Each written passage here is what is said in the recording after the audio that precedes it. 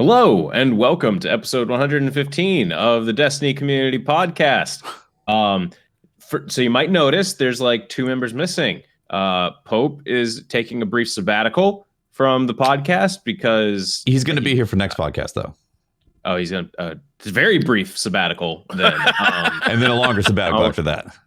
Yeah, and then a longer sabbatical after that, and then Watts isn't here this week because the power keeps going out where she's at because there's a big windstorm. So if I suddenly just stop existing on the podcast this week, you know what happened. But it's okay because this week for our guest, we have Ninji. You have some big shoes to fill. So you got the guest and you're filling the shoes of Pope and Watts this week. Yeah, you're hit. How's that feel? The trifecta right there. Yeah. Feels great. Awesome. Great. Welcome. So Ninji, for those who might not know who you are, who exactly are you? Where can people find you doing whatever it is that you do? You can find me on Twitch at Ninji with 2 J's, 1 Y, which is weird because everything else is 2 Y's. But yeah. Nice. What do you? So you're just stream 1 Y. We were misspelled that, guys. Pretty much. We did well, 1 J sort and of. 2 Y's. Did we misspell it? 2 Y's is everywhere else, like on Twitter, on YouTube, on everything else. But Twitch, someone else snagged that a long time ago, so I couldn't have that. I see. Gotcha. Yes. Yeah, primarily do Twitch. I used to do YouTube a long time ago, but it's too hard to do both. Fair. It is hard to do both. It is. Yeah. You got to devote yourself to like one platform, and man, it's just. Yeah, it's time consuming. It's definitely good to do multiple platforms, but it's a lot of effort to do them properly. Yeah. So Ninji, I don't know if you can tell I'm bad at doing these interview things, but Colts is the best. Where I know. So Last Wish Raid came out, and that's really where you started to get known. How long have you been playing Destiny? Since the alpha. I went to the E3 before Destiny 1 came out. All right. And then I missed the beta because I was out of town, and then I started playing as soon as it came out at launch. Gotcha. So you've very been long playing time. the game for a long time. You've been streaming for, I guess, since I think year 2 is when I started streaming. Okay. Nice. Okay. So you've been at it for quite a while at this point then. Yep. All right. And so then all of a sudden you got your lucky break at Last Wish Raid. Can you tell me what the can you set the stage? Okay, yeah. So it was just a normal day. Just playing with my friends. We always competed in like all the raid races. We normally actually did pretty good for example, like in Leviathan, I think we did like number 6 or something. Okay. But yeah, just normal day streaming, have like 15, 20 viewers. And then I'm not paying attention to chat at all or stream. I'm just, we're just going and going. And we get to the vault, and I think we were pretty early to the vault, and I noticed my stream started getting a little larger, 40 viewers, 50 viewers. We beat the vault, and then 1,000 viewers, 4,000 viewers, 20,000 viewers, and I was just like this. What is going on? And then because we didn't know we were ahead of everybody else, we had no idea. And then that was when it was obvious we were the first team to Riven. Yeah, awesome. I was intently watching because I couldn't run the raid until someone finished it, and then everyone had been on Vault for a while, and then all of a sudden someone links me your stream, and you were at about 40 viewers, and you were on Riven, and you had been there for a little bit, I think, at that point, and everyone's like, oh my god, they got past Vault. Can I ask a question real quick? How long did it actually take you to get to Riven? I don't remember how. Honestly, that day is such a blur, but I know that we were people have asked me this before, and this is the most surprising question: is how long were you at Vault? Because every other person was there for 6 hours or something. We were there for 25 minutes. Yeah, it was a tough one. Wow. We were there for such a. Did you solve it? Did you get lucky? How'd you get through it so fast? Okay, so we first get there, we look at it, we're kind of everyone look at it, you see a basic idea, you're unlocking this vault, and so you're trying to figure out how to unlock it, and so we're looking at it. And initially we're like, well, there's only 3 sides. How hard would it be to just brute force it? So that's what we started to do. And it wasn't working at all. We were dying left and right. And then me and my friend Lunar, we were doing things, trying different things. And then it started working. And we thought we had figured out what the mechanics were. We noticed you get the gun, you have to cleanse the plates, and we just figured you had to go slam the plate to the right when you came out or something, and it was working, and it kept working. We're just like, okay, that's it.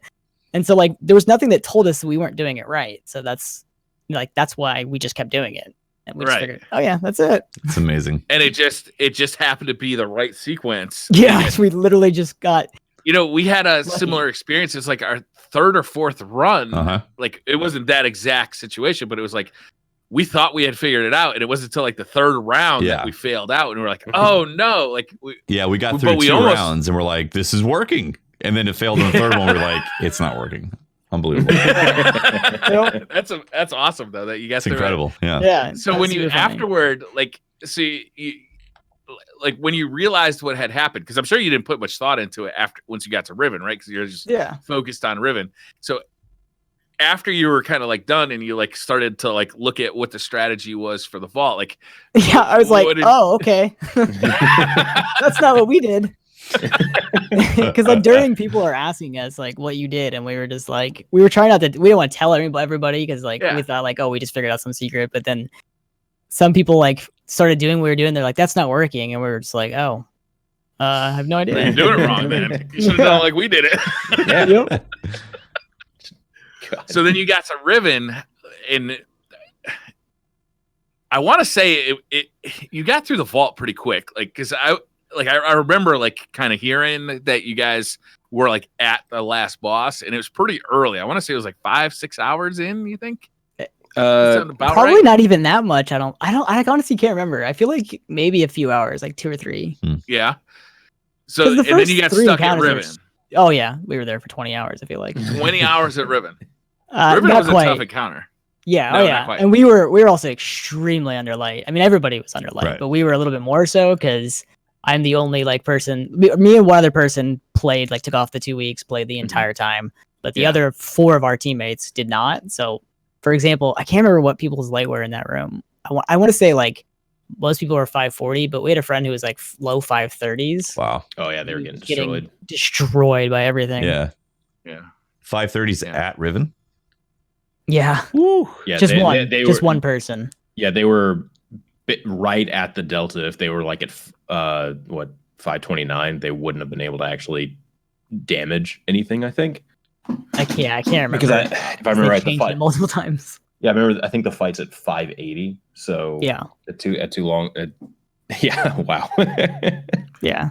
What did you think about having the 2 weeks to prepare for the raid as opposed to normally? I thought it was great. I thought that was perfect, and I think they'll do that from now on. But some people are like, "Why didn't they do that with the recent raid?" Well, I don't think it's a full-on raid. I think it is like they want to call it a full raid, but now that it's been out for a couple weeks, kind of obvious that it's. Yeah. Also, there was a larger power climb back then too. Like you had definitely true. You had to get like 500, 300, right? Or 270. I mean, you started at what? 3 something, 3, yeah, 325, 3 whatever. You had to get to you had to get up to 500 soft cap, and then another light climb after that. So big ups. Yeah. It was a considerable climb, and it was that was an exhausting grind. Honestly, it was a new way to grind too. We had to learn. Yep. Basically, like but it was cool that it was very straightforward. I don't think it's like there's not really like any secret way of getting light anymore. It's very obvious now. Just do your milestones. Right. Yeah. I feel like the people who are most successful are the people who prepare for it now. Oh yeah. Right? Like they save like bounties that will give them power level. Yeah. How do you feel about that actually? People saving power bounties and all that? I don't have a problem with people doing it. I wish Bungie would prevent it from happening. Like, I don't blame the community for doing it. It's there. Do it. Like, why wouldn't you? But I think that hopefully Bungie gets rid of that because it does. There's no even playing field at that point. Yeah, I was going to say, it feels like if they want an actual even playing field, then like just what's available to you week 1 it should be what's there. Yeah. My friends that actually were talking about it recently, and it would be better if they literally just put a hard cap at what you could hit in the preparation. Like, what if, let's pretend, in the next raid, it's going to be like 750 or something, I think will be the next like cap by then, because that's 2 more DLCs. What if they just set, you could only get to 220 or 6 or sorry, 725. Like, what if they literally just put a hard cap right there? You, no matter what, could not get past that until the day of the raid unlocked. Oh, right. Like, Yeah. I don't know if that's possible. I feel like they've done that in the past. They didn't. I don't think they had a hard cap like that, but they had a cap in that once you ran out of powerful things, like there was just nothing to do, and people really complained about it. Like I mean, like Crota, you know, Big people had to vault. leave the raid, and Yeah. Crota, Yeah. there was a Yeah. hard cap on that, and also Vault, it was like you can only hit 30 with Vault gear. No, that was one of the caps right there. Yeah, that's true. Oh yeah, What was the highest it hit? Was it 29, or was it lower than that? no, it was lower. I think it was 27. 27, Somewhere around there. yeah, because hard mode was 30. Yeah, exactly. Yeah, but And then that kind of like that sections off people, unfortunately, and like there's the solo player base gets hurt or hit hard when there's rules like that in place. I personally like this leveling system, but I think when it comes to like day one raids, I think it would be more fair for most of the people looking to compete to have those kind of restrictions for light level. That way, like, you know, like you don't have to be a full-time streamer in order to compete, which would be nice. Because remember, wasn't it Crota that it was like the bus drivers one? Remember that? The German bus drivers? was it Crota? Well, I can't I remember. think that was Wrath. I think that was Was it Wrath. Wrath? Yeah, it was Wrath. That was Wrath. My bad. My bad. that's Yeah. right. Yeah, like literally they were bus drivers from Germany that won it. I thought that was so Yeah, cool. that's awesome. Yeah, Yeah. that was awesome. Wrath was a cool raid, a cool day one raid, because you didn't feel light level capped. Like it really was about like just staying alive and like killing things as fast as possible. Like it was a cool raid. It was a lot like Scourge, to be honest. Like they were very similar. Everyone was over light. Everyone was strong, and then it was just more of a who can figure out. Not everybody was over light. Not everyone. What, for Scourge? Yeah. No, yeah, I wasn't either. I had the worst RNG in the world. I didn't play that much, so I went in at 630 as my highest character, which is still a lot higher than some people went. I was in. 631 and I points played higher than I time. was. I went in at 619. Jeez. I was 631 and I nonstop played the entire week. I did too. My problem was that I just assumed that there would be a catch-up mechanic at the beginning of the DLC. So I didn't worry about getting to 600 before the DLC. That's so When you funny. saw they those put it in patch now. notes. Yeah. Yeah. I think moving forward they really do need to put in those like soft level cap raises though. I Oh think it yeah, would help, totally. Yeah. Yeah. Just Well, saving stuff. shouldn't not, exist. not not even for the raid. I think for the general. Forge, it really, yeah, it was like if you didn't grind your butt off and you came into it's not a DLC, right? It's something else, but you want to play that new content with the Black Armory, and you've got like look at it 40, 50 light levels to grind before you can even interact with it. That sucks. Yeah. Yeah, there's definitely mixed opinions about it. How it feels. Yeah. I think the Forge is weird because first day people are complaining it was too hard. Mhm. Bungie fixed it, but then like after 3 days, people are like, "Oh, remember, maybe it wasn't that hard. We just It's just complained light too level. early." Yeah. Yeah, like it just took a couple days, and then because now it's easy. It's really It's easy. super easy. I think there just could have been there. I think a light level cap could have, or a light level boost up to 500 or 600 would have solved the same problem. Just blues go all the way up to 600. That way people who aren't 600 yet, they have an easy path towards it, and other people can play the content quicker. Yeah. But yeah, it's kind of weird that they put that in now with primes. Like primes have a huge Right. like increase, but it was like a couple weeks later. It's kind of weird that they didn't put that in right away. Yeah, but going forward, like we're not getting a new raid with the spring DLC, but we are with the summer DLC. And if it stays the same for the summer DLC, I expect it to go a lot smoother. Mm-hmm. Yeah. I think they learned a lot from like just the opening week of Black Armory, if anything. Yep. Yeah, the player reaction to the opening week of Black Armory was interesting. It was, there's a lot of negativity on Reddit, which normally I try and avoid, but I think some of it was actually pretty constructive.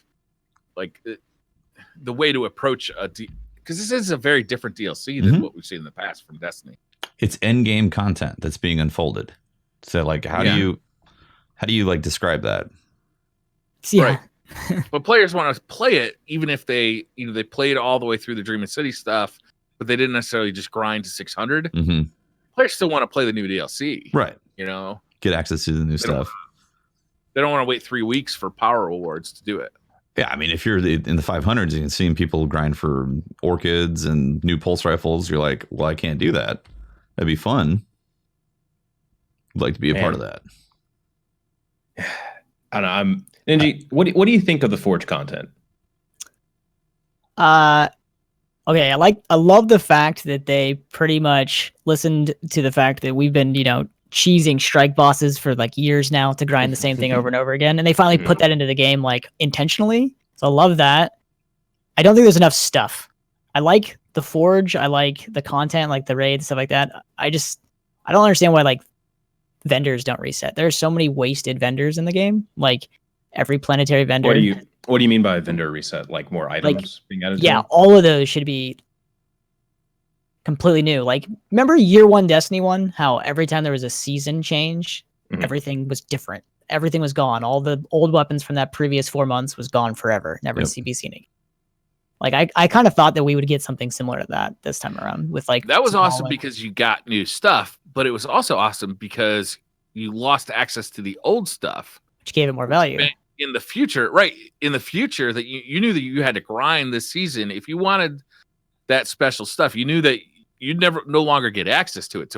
To look at the, to look at Iron Banner and see that they're bringing back year 1 weapons to Iron Banner, it's disappointing in that way because I have those year 1 weapons, and they're valuable because they're exclusive to people who played in year 1, and to see them come back is somewhat disappointing and lessens the value of those weapons and the time I put into getting them. Yeah, I agree. Yeah, like you remember the devil you don't, and the devil you know, and all that. Like those were, those are relics. I remember the devil you know. I would choose to forget the devil you don't. Like the progression of it, like it was interesting to see those weapons come and go, and which ones would be the highlights, and when they had like the weekly reset of roles changing for the vendors, like I think what was that the final like 9 months of D1 or something like that. Those were interesting times because there was always something to check of whether or not you wanted that role. And I completely agree. Like all the vendors should just re-roll their gear like on a weekly basis so you can go see what roles those armor have. You go check Asher. Yeah. Why check Asher? Oh, you might have the piece of armor that I'm looking for because of rolls and all that. Now it seems like there's these good rolls that are kind of protected though. Like yes, to get the best roll on better devils, you have to like grind a bunch of Crucible to get it. Or to get the best roll on I can't think of another weapon, but like those high tier rolls are like protected. Mm-hmm. It does feel that way. They're their own drop. You know what I mean? Right. Like they're their own piece of gear as opposed to like if you had a god roll on IS Luna, it's because you played Crucible, not because you played 50 games of Crucible and got up to level 50, and you. Yeah, I see what you're saying. Yeah, I think you do both. I think you could have some stuff that doesn't come from a vendor, like in D1, like IS Luna, for example. You couldn't get that from a vendor; it was only in Crucible. Mm-hmm. Yeah, that same concept. Have vendor specific stuff, and then have stuff that just drops in the wild, like in strikes or whatever. Well, I mean, they also had both in terms of what Briar was saying too. Like they had trials, and if you went flawless, there were certain weapons associated with going flawless. Yeah. So that those pinnacle weapons essentially that you could kind of chase for like that. Yeah, it's a fascinating shift that they've done. Like I feel like we still have a foot in vanilla D too, to where there's all these curated weapon experiences.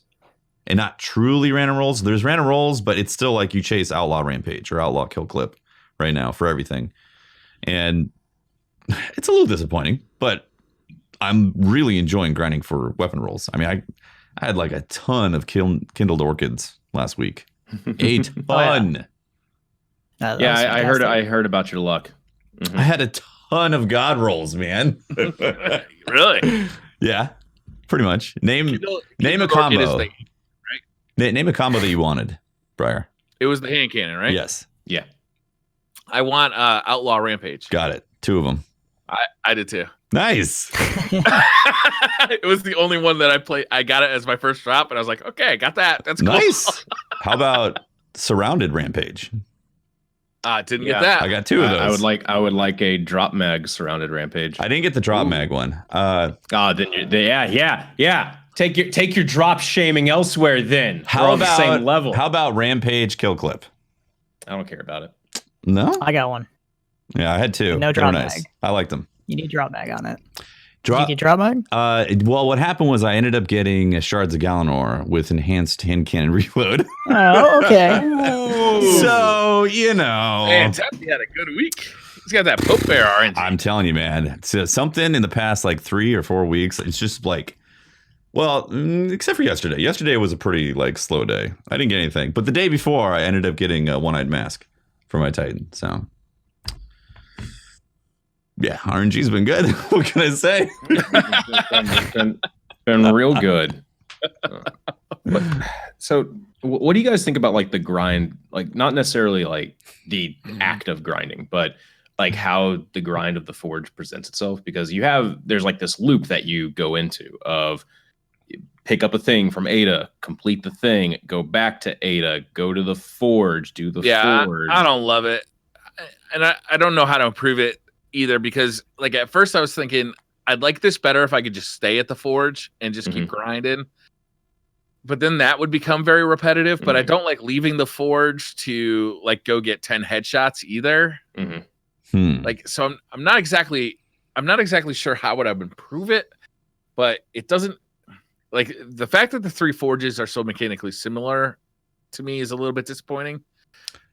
I'm not disappointed in that What do you because I'm not. What about the Hydra and his shield? So the only reason I'm not disappointed in that is because it's a grind. And if it was like, yeah, it's why like Riven, it doesn't feel exciting to do proper every single time, because it's a bit of a chore as opposed to just using rockets and blitzing it. Like if the end boss, or if there was like a mechanic that really required some serious team interaction in the forge every time to clear it, then the grindability of the forge would be questionable, and a lot of people would be complaining about it. So I think for grinding, I think they've actually struck a pretty good sweet spot for it in that essence. For clearing it.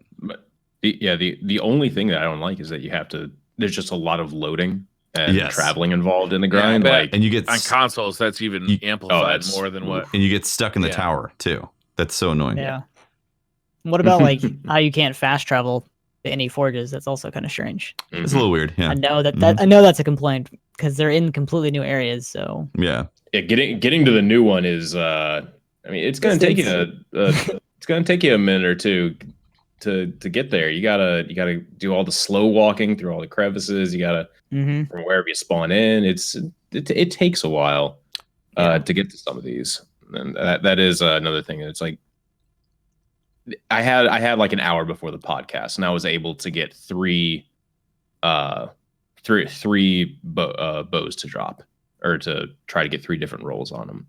And it's like, man, I had an hour and a half. I was only able to get that accomplished. That kind of sucks. Hour and a half. I would have. You didn't feel like it was rewarding? No. I felt like I liked the grind. It was just like, it feels like there was so much stuff that just didn't need to be there in terms of keeping me there.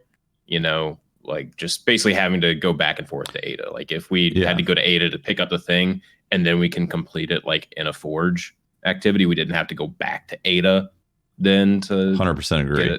I think there's no reason to have to go back to her to be like, I did the thing, and then she's like, good job, now take it to the forge. It's like, couldn't you just freaking transmitted me that information? Come on.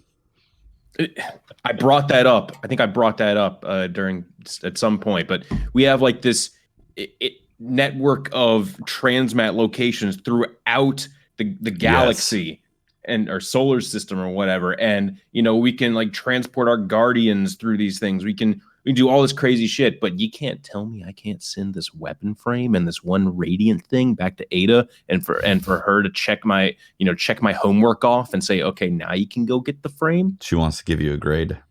She wants to make sure you're not cutting corners, man.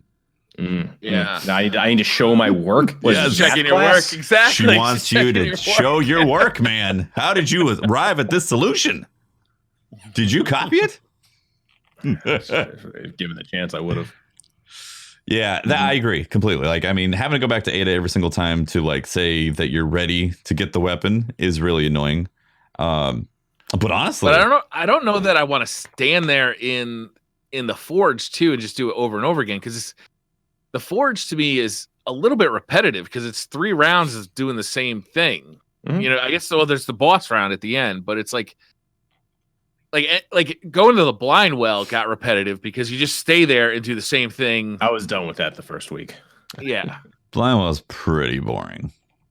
Blind was the best with Telesto. Yes. Oh, I love Telesto. They should have never nerfed that. It was fantastic. Went by super quick. I mean, the fact that there was no like specific weapons of blind well, like killed it essentially. Have we tried shooting the forge with the Telesto? That's a good question. Dude. Let's do it. Let's do it. Someone out there. Find it now. I'll be honest. Like, I think the loop for grinding with the forge is like one of the best grinds we've ever had in Destiny right now. Like it. I agree. Yeah. Intentionally, at least. Yeah, intentional. Again, like, intentional. We have mind benders, and we've had other things that we've done perfectly, but they weren't intentional. Yeah, like Grasp of Malik. Something. Right. Like, exactly. There's a lot of parallels. And right Maga there. Loop. Yeah, there was a ton of them. Yeah, and I would love to see more of this. Like the only criticism, like aside from the Ada loop, having to constantly go back to the tower and get stuck in loading screens, it's super annoying. The only criticism is that it's so minimal right now, and I'm pretty sure it's going to be continuing to just be 2 weapons a week. I don't see that expanding to a whole list anytime soon. Like, I think it's going to be like, if you want that Kindled Orchid, it's going to be 1 week out of every month that you could possibly grind for that thing. Kindled Orchid week, baby. Let's go. Exactly. Like, it's like I like that all excitement. over again. I like that excitement where it's like, hey, it feels like there's going to always be something to do for the most part or to grind for. But at the same time, like if it just happens to be like, oh, I can finally play this week. Oh, it's not the week that Kindled Orchid is available or something. Yeah, that is kind of a problem because if I want to take a week off of Destiny, then I got to wait 3 weeks for the thing that I missed that week to come back up. Easy solution. Don't take a week off. I mean, sometimes I'm going to want to take a week off. Nope. Like, can't have it. Sorry, Briar. Like some other game comes out that I'd really like to try. You know, Red Dead. This fall, I thought was like, it was just so packed full of games that I really wanted to play. Red Dead Redemption 2, Assassin's Creed. Like, there's just a ton of games that I wasn't willing to just not play, right? In this paradigm, like, there's going to be weeks where, like, I have to wait until that week comes back around to get that weapon. Yeah, I mean, assuming it's a weapon that I want. That's how it's been for the dungeon. Anytime somebody wants to do the dungeon, they have to wait 3 weeks. You know, really, I mean, that's kind of started with the sleeper quest, right? Not a sleeper, the whisper. Yeah, whisper started that way, but it was every week, at least. Like the fact that the dungeon's every 3 weeks, I was like, damn, every 3 weeks that. All right, well, and that it looks like they're kind of continuing this process. I hope the new one, assuming the Niobe Labs is a dungeon, should read the TWAB. Oh, it's not. Oh, I didn't look at the TWAB today. Oh my God! You call yourself the member of a Destiny community podcast? Messing with the new synthesizer. I'm sorry. Oh, I'm not gonna lie. I was twiddling knobs. Okay, interesting. Wow. Yeah. Here, direct from the TWAB. Niobe Labs is set to go live on January 8th. It is not a dungeon, but an event that will ultimately unlock the final forge. I'm glad. Not a dungeon. It's not a dungeon. There you go. That's bummer. Man, I love the dungeon. I want more. I think it's one of the coolest things they've ever done in the game. Bummer. Well, I think that feedback has been heard loud and clear, and hopefully they're working on more dungeons. That'd be sweet. Yeah, exactly. So I was going to say, with the gameplay loop of the Forge, something that would be amazing is if they added armor that could potentially roll enhanced perks. So you could do like the grind, not just for the weapons, but like pieces of armor and all that. Like, I mean, I would totally be chasing stuff in there for that. I'd love to see armor take that next step into having like synergies and, you know, like Diablo-esque kind of like power upgrades.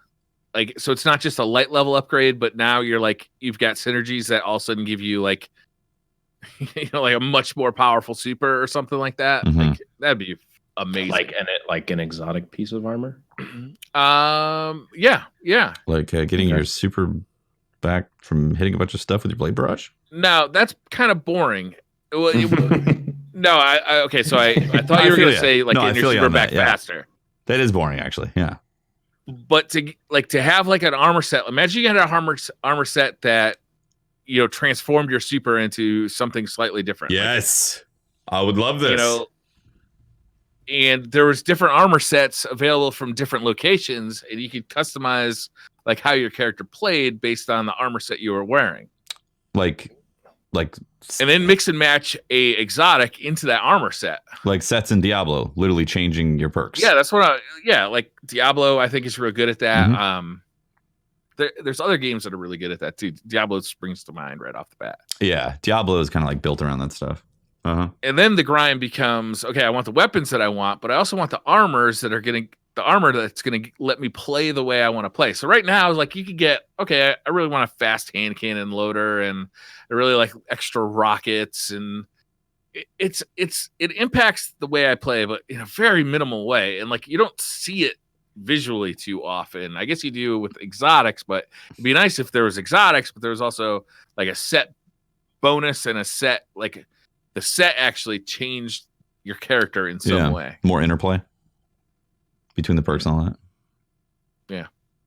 And I see chat saying, oh, that'd be so balanced in Crucible. Just disable it in Crucible or whatever. Do something in Crucible that, or just allow it in Crucible and just accept that Destiny's Crucible is always going to be a mess. Yeah, that's what they should do. And just like embrace that mess, So I thought of something when I was doing my Breakneck review. You know how we always say, man, they should balance Crucible and or they should balance PvE and PvP separately, right? Yeah, okay. And Breakneck they did that with it, because if Breakneck they've always done it to some extent by just having perks that say against minions of darkness. Well, always as in back in like the first year at D1, and then they never really did that after that. I mean, the stuff is balanced differently, but this is like the first time where it's been a huge drastic difference for the most part. Because like I don't know if any of you have Breakneck yet, but the way it works in PvE, it's a lot of gambit, friend. It is, and let me tell you, it's worth it. It's really good. I think I'm 9 games away from getting it on my hunter. Okay, well, you should definitely go try to get it. It ramps up its rate of fire, and then it also adds rampage stacks to it, so it just hits harder and faster in PvE. Well, in PvP, it basically just hits faster. But it also has rampage stacks, but not to the same degree, or else it would have like a 0.1 time to kill.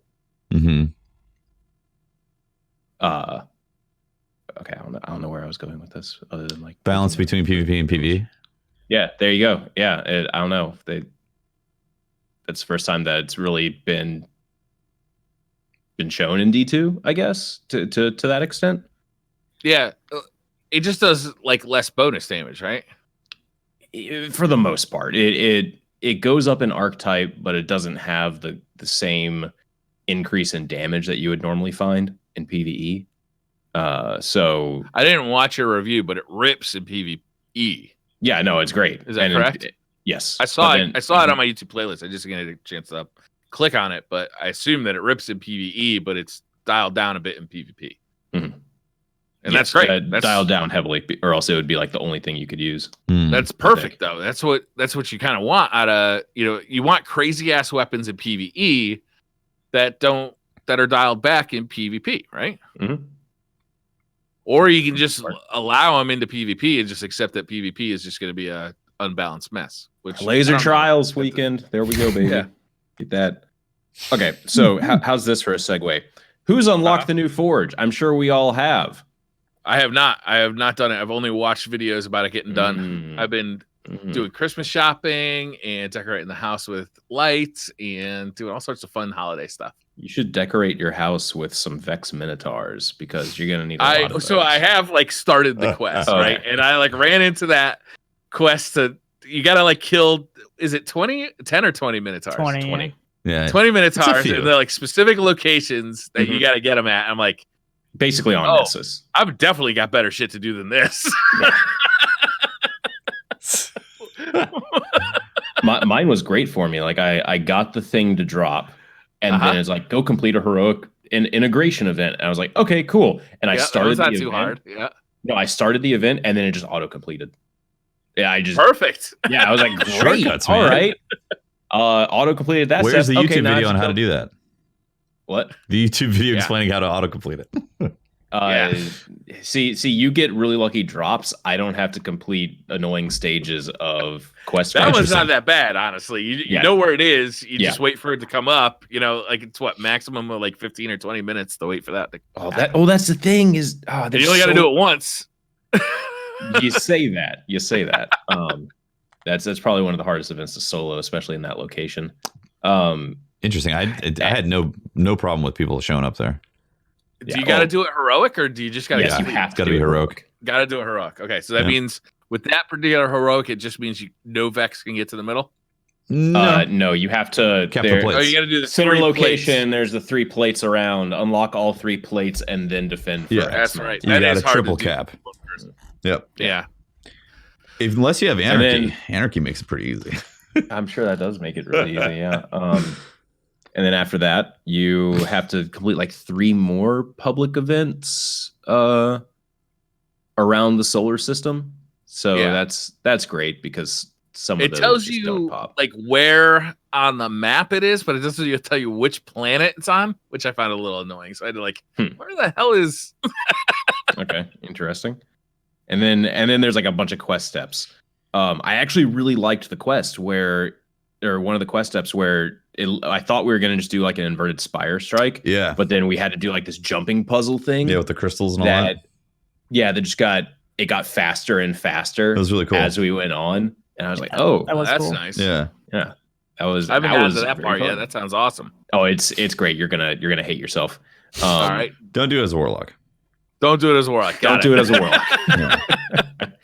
And then after that, I think you have to run like inverted, or you have to run some strike, and then you're fine. You have to. It's the Scion Strike that was a PlayStation exclusive. Yeah. Mm-hmm. So, Briar, I know that your feeling is like, oh my god, this quest is forever. I got other things I could do. Christmas is happening. No, it's only the 20 Minotaurs part that I'm just like 20 Minotaurs. I just gotta wait for these fucking things to spawn. Is that really what I'm doing? Oh, right I mean, now? there's options. Like if you do the public event by Exodus Crash, that's the Spire integration.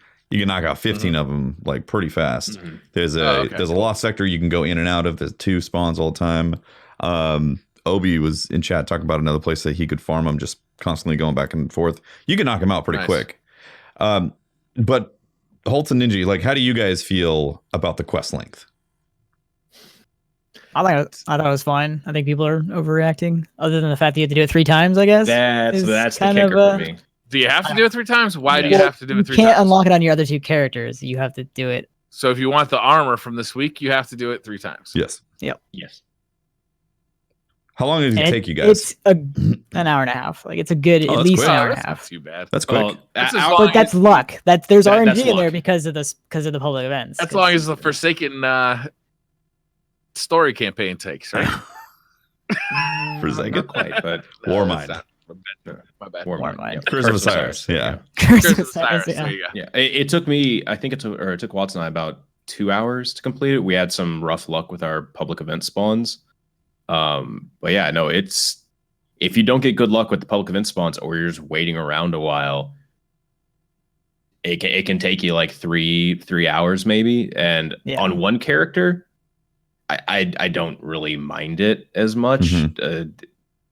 But on multiples, it's like I'm gonna have to take like an entire play session out of my week. Like I'm gonna take like 9 hours probably to set aside to go just unlock this stuff. So you'd rather just have it once you unlock it for the account? Yeah. Not the character? Yeah. Like I'm gonna end up going to go do it anyway. My main worry is that like that'd be great if Bungie could like let us know about this. Access to Niobe Labs. Do we have to have all forges unlocked to get access to Niobe Labs, whatever the hell that activity is? Because if not, I want to do it on all three of my characters, but man, I'm gonna feel real dumb if I have to then go unlock the forge on my other two characters. You know, I'm guessing you probably have to. Honestly, that's my worry. The hunch is great. Yes, you're gonna have to have It'd everything. be great if they could let us know that. I'll be honest, like I didn't think it was that bad. I thought what was interesting is the community at large, kind of like Snap responded with it being the longest quest ever in Destiny existence.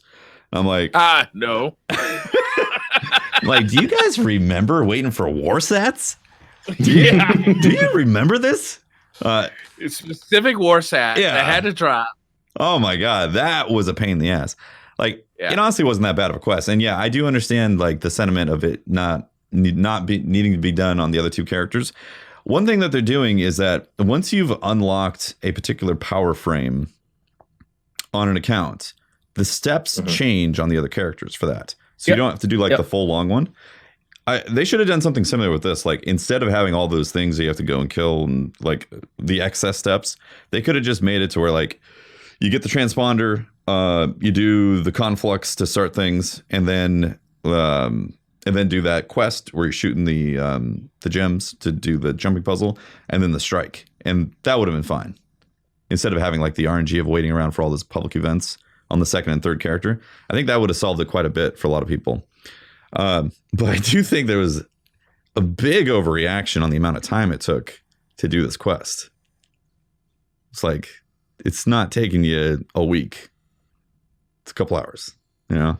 Yeah. At the same time, it is doing stuff that we've been doing for forever, where it's like, you have to go do these types of heroic events. But it's also, you're gonna. It's shooting stuff though.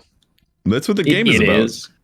It is, and at the same time, it's like you're making me do stuff I've already done multiple times, like these heroic events, to get access to this new activity that I want to go do. Okay. Mm-hmm.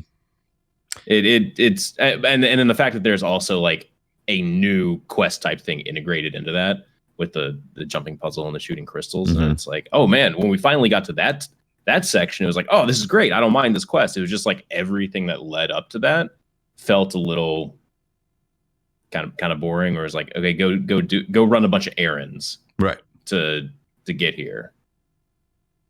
Yeah, I hear you. And I guess like if somebody is relatively new to Destiny, those errands are going to be really fun. But if you played the game for 3, almost 4 years, then it's going to be like, I've done a lot of this already. Gonna be a lot of people looking up how to make those heroic probably on YouTube if they're new. It's funny, yeah. Didn't think about that. Yeah, I mean, like I can look at the map and I know which heroic events or which events are happening just on the location. I know a lot of people wouldn't have that knowledge, so they're going to look at it and be like, "What the hell's what? This is taking me forever, just like having to Google this." So I understand that perspective of it as well. Mm-hmm. So it's where you find like a nice YouTuber who's made like an entire guide on how to do stuff like that. Do those exist? Yeah. But then you gotta like sit through like 3 minutes of like intro and like, here are my sponsors and what the fuck, man? I just want to know like where this fucking Minotaur is gonna spawn. Oh man. Well, the new Forge I think is fun. Tefty, you mentioned something that I think has been a little bit. It's been grating on me a little bit, in that it's shooting stuff, and that's what you do in Destiny. Mm-hmm. And that's true, and it's some of the most satisfying shooting stuff that you ever do. Like, I mean, the shooting stuff in Destiny, I think, is best in class. Yeah. But it's your sole interaction with the world. And like, is there any hope like down the line that like the game gets any deeper than what it is? Hold up now. Yeah. You throw balls. Yeah, man. You do throw balls. I've chucked a lot of balls this week and last week. It is the season of balls. Also baked a lot of cookies. Yes. Like, lots of baking and ball chucking going on right now in the season of the Forge. Is there any hope that it's probably too much to ask? It's too much to hope for, even, but like to have like quests that rely on more than, well, shoot this thing, shoot these small things, then shoot this big thing, and the quest is complete. Is that just like outside the realm of possibility for Destiny? Mm. I think fundamentally it comes down to the sandbox again. And I don't think that's really going to change. That formula isn't really going to change unless there's a Destiny 3 change up that's a lot more shifted towards RPG type of things. But even then, like for basic stuff, I mean, that's pretty standard for RPGs. You know, go and kill 10 of these type of enemies so you can then further this quest. But like, so I don't have the background that Holtz does with MMORPGs. Let's be completely clear here. I have background with WoW. Don't pluralize that. Like, is there anything in WoW that requires more than just swinging your sword at something? Yeah. Hell, the raids do that in Destiny, right? Like, I feel like the raids are kind of like that pinnacle activity for Destiny where it requires more than you just shoot stuff. I mean, yeah. But in the base game, like just day to day, very little of it is more than just shoot stuff. Like as an example, daily quests. A lot of daily quests, for the most part, are just, hey, go kill stuff and bring it back. That's going to be your bread and butter for basically every single RPG type mechanic. Is, you know, either gathering stuff or killing stuff and gathering stuff. But then there's also just random ass mini games. Back in Burning Crusade, you had to basically go play Simon Says to unlock this certain daily quest.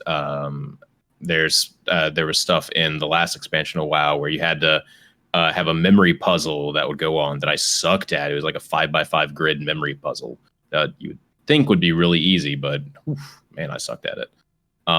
There's something that's grinding me the wrong way in the Black Forge, and I can't really put my finger on it, and I'm trying to figure it out, but I haven't.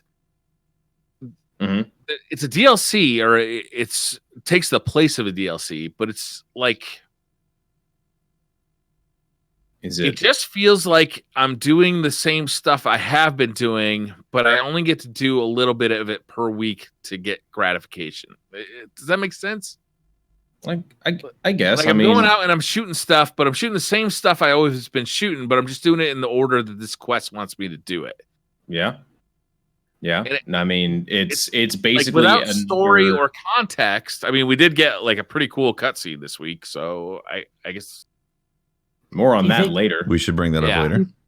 Yeah. Do you think it's because you? I think a lot of people keep calling it a DLC, and Bungie keeps saying this is not a DLC. Do you think that? I mean, it takes the place of a DLC. Whether Bungie wants to call it a DLC or not, it takes the place of a DLC that I'm accustomed to, or that would have dropped in prior years. And, I did pay for it, but in a lot of ways, like the Forge, the first Forge was cool because it was new. The second Forge was like, oh, this is the same as the first Forge, like different enemies and like slightly different. And then the third Forge is like, well, this is just more of the same. And I can grind for these two weapons. I don't know. Like, there's something missing. Is it the lack of a story? Is it the lack of a big bad or a story type thing? The story to me has always helped Destiny. Is like, even in vanilla Destiny 1, when the story was just absolutely panned by like every reviewer out there, what it did was it offered me this world of wonder. Right? It's like, I don't know everything about what's going on here, and a lot of the stuff is not explained at all or very poorly explained, but like there's so much to kind of go out and like figure out. But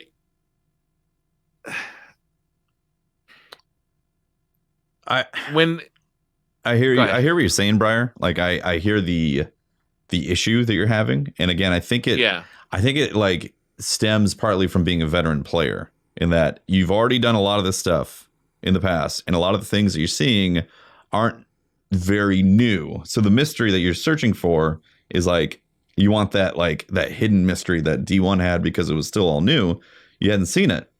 And like, I still enjoy grinding for things in the game. Like hunting for this pulse rifle, hunting. I may or may not hunt for the perfect bow, but I definitely want to hunt for the exotic bow. Like those things still interest me. I do too. Yeah. Like I definitely want. Like those things, I'm definitely interested in that aspect of it. But I get the perspective of having played the game so much at this point because, D2 isn't very different from D1, essentially. Like, there's changes, obviously, but it's still, like, fundamentally, there's a lot of the same mechanics in there. So you feel like you've seen a lot of that same stuff. Like, you're hunting a pulse rifle. Holtzman had a point, too, with the story, because even though Curse of Osiris, like, a lot of people would say Curse of Osiris is the worst DLC that ever happened. But at least you got a new place to patrol and look around. You got, like, the Infinite Forest, which, was, I think, disappointing in its own way. You got new characters, you got new stories, like you got new things besides just like you got a new destination. A new destination. You got new things besides here's this thing that you got to throw balls at, and then you got to do it over here, and then you got to do it over here. Like, I don't know. Like, I'm not really jiving with the annual pass situation. Interesting. Okay. Like, at least with the DLC, I got like some story. I got like, in half of getting the new story, frankly, was the imagination that it awoke. I mean, we'll talk about that new cutscene because that awoke. I mean, the possibilities that unlocks for Destiny's story are insane. So what we're getting right now is, we're getting like this activity thing that kind of evolves, new stuff gets added. At the same time, for the Forsaken story is still kind of going on in the background. Right. Every, basically 3 weeks, we've been getting a lot of, little more glimpses at kind of Mara and what she's up to. We just aren't getting like the big kind of tentpole thing that we've been getting in the past. Yeah, I think that's kind of what you're missing is that's part of it. But there's also new destinations to unlock, and there's new places to explore, and even though some of that stuff, like after the fact, may feel disappointing, like during when you're actually doing it, like it feels pretty good. Like to actually go through and like start getting new weapons and start getting new lore and start like to unlock a new destination, to not get a new destination, to not get any new content. Mm-hmm. Like, I mean, the Forge is new content, but it's super limited. Like, much more limited than any DLC we've ever seen in the past. Mm-hmm. I mean, that's basically what they said. I think it's what the community asked for, to be honest. The community asked for less content? Not in that sense, but the community, I mean, speaking for myself, Destiny's story has always been terrible in game. It's always been kind of a joke how they've told it in the game. The lore is amazing and the backstory is amazing. But up until Forsaken, and again, I'm not talking about Forsaken, because Forsaken, for the first time ever, I thought, oh my God, they actually made a good campaign. How did they do that? Because before that, it was always really not good. And so I think but I do agree with you that not getting like a new place and stuff like that is definitely weird. Like not having like new locations and new strikes even and stuff like that. Mm-hmm. I think that's the biggest thing is like strikes and vendor refresh. The season of the Forge doesn't feel different from the previous season, aside from a couple pinnacle weapons to chase after. I think that's like the crux of it for me. And a lot of it's getting pinned on the fact that these forges are just like this one singular thing, and like Black Armory isn't adding like a whole new destination. But I think what reading between the lines is like there's just not a whole lot else to do for you right now, Briar. And I think that's part of it, right? That's part of it. I mean, like this is a thought that I haven't thought through. Sure. Does that make sense? Like it's still like I'm reacting to like feelings, but I haven't really figured out like what the for sure. But there's definitely something about this that is not satisfying to me. Okay. It's an interesting perspective because like I hear what you're saying, but oddly enough, I've actually been really happy with the Black Armory so far. But I see the issues at hand. Like again, no new strikes, no new PvP maps, no new destination, no vendor refreshes, no really new perks to chase out in the open world. Like those definitely affect some of the decision making that I'm doing when I'm playing on a day-to-day basis. Because like, well, I want to go grind the Forge, and I do like grinding the Forge. But I hear you. There is a very limited variety in the sense of new stuff for endgame, or that chase that the chase that we're always looking for in a game. Yeah, more on this in coming weeks, maybe. I feel like I have like so much to do though at the same time. Like I'm actually like I agree with Tefty. I'm having so much fun grinding the weapons.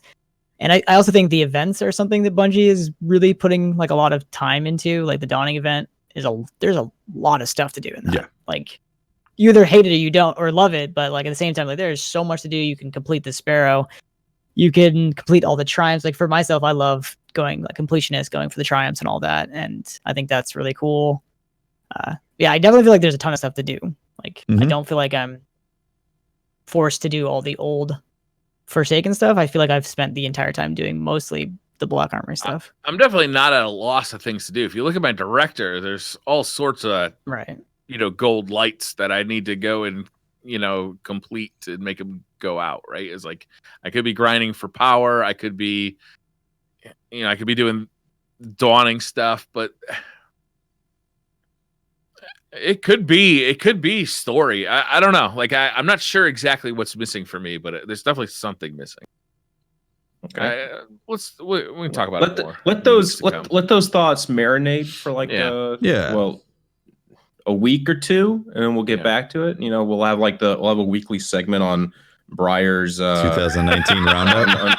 Briar's opinion of Black Armory and the annual pass. I mean, that's the thing about the annual pass is I think it's going to take a full year to really come to a conclusion. Was this a success or not? Totally. Right? Because completely agree. It lasts a year. It's an annual pass. Mm-hmm. Yep. So, speaking of story content and things unfolding, Briar, did you happen to visit the Queen this week? No, I didn't. What's up? Spoilers. Hey guys, here's where you put in like a quick cut. Spoiler? All right, here's where you put in a quick cut saying there's a spoiler warning coming, and then you should probably skip ahead like Let's do 10 minutes. 10 minutes. Yeah, Nick. I think 10 minutes is we'll quality. We'll try to do 10 minutes. There you go. Nick, edit something in there. Maybe 15? Well, it's going to lead into the next thing that they're doing. All right. So right now, skip ahead 10 minutes. I will watch the clock in 10 minutes. If we're still talking about this spoiler, I will again warn you to go another 5 minutes. How's that? Okay. Also, something like that. They could also go and talk to the Queen right now in that time to get caught up. Yeah, that's true. If you're playing the game right now.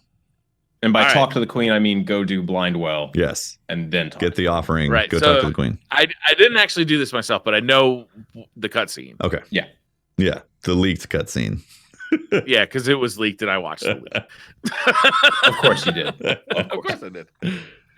So you do your offering, you go talk to the Queen, and you go into the chamber, the Ascendant Realm chamber, or whatever that her place is, and you lean over the desk thing, the futuristic digital desk thing, and you get this cutscene flashback type of thing, and it's of Aldrin laying, like his essentially the funeral area where he's laid to rest, and a ghost comes up, finds him, and reawakes him as if he's a guardian, and then poof, Aldrin's back. Aldrin's back. So this got leaked, right? This got leaked a few weeks ago. Mm-hmm. This is, I think, the most exciting cutscene I've ever seen in Destiny. Honestly, it's an incredible cutscene. It really is. Like, it means, it could mean so many things for Destiny. Like, first of all, does Aldrin remember his past lives? How is he going to be accepted by other Guardians? Yeah, if he remembers his past life, then he is the first person. Right, Guardians don't remember their past lives. Yeah. Right, but like his sister is still alive. Will she just tell him about it? Like, or will the entire universe or galaxy try and keep this a secret from Aldrin? Like, how is this going to play out? Like, it's such an interesting thing to have happen. And it's the first time that I think we've had like a baddie kind of like get the come light back or stay bad. Yeah, I guess we had Callus, but Callus was only in the raid. What about like I think you brought up a really good point. What makes you think we were good? What makes you think any Guardian was ever a good guy? For sure. Have you seen my kill count on my coup? Yeah. I've murdered a lot of aliens. Dude, I got like 3,000 Guardian kills on my coup. Yeah, it's very fascinating. Also, from what I understand, somebody in chat could correct me. The ghost is called pulled pork. Apparently, that's the name of the ghost. Yes, and apparently Mara had like picked this ghost, so essentially she knew that Aldrin was going to die. Mara made this happen? Mara planned for him to be resurrected as a guardian with a picked ghost, I believe. Before he was dead, she planned this? I don't know if it was after planned. He was dead?